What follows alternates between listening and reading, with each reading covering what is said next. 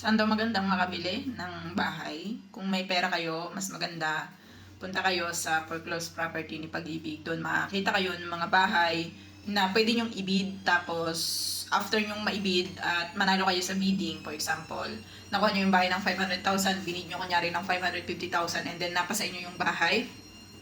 Within 3 to 6 months, makaka-move in na kayo doon sa mismong bahay na yon at magiging sa pangalan nyo rin yun masasalin once na na-release siya ng titulo. So, pwede dito ang short term, pwede dito ang cash, at pwede rin dito ang long term. Kung inisip nyo na gusto nyo, kung may pera kayo, pwede nyo i-cash, meron silang discounted na prices na pwede nyong ma-avail. And then, kung long term naman, kung talagang wala talagang pang cash, okay lang yan. So, punta kayo sa long term na investment na ito. And then, ipagawa nyo lang yung bahay and good as new. So, ito ay payo ko sa may pera.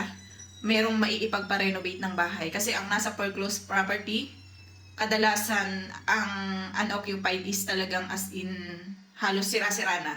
Pero yung mga occupied, yun, makikipag-deal kayo dun sa tao or dun sa persona nandoon na mismong nakatira dun sa bahay. So, hindi ko masyadong inaano yung occupied kasi nga minsan may mga deal tayo na ang hirap nilang paalisin kahit hindi naman na talaga sila nagbabayad sa bahay sa Pag-ibig. So, yun.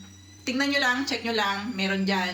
Sa Google mismo kayo, mag-check kayo Pag-ibig foreclosed property. And then sa pinakababa niyan, hanapin nyo yung, may nakalagay kasi doon na first auction, second auction, at saka yung foreclosed property. So kung gusto nyo talagang mura sa foreclosed property, mostly kapag nasa city, ito ay occupied. Pero minsan, pag medyo malayo na, ito ay unoccupied and then medyo mababa na yung presyo niya.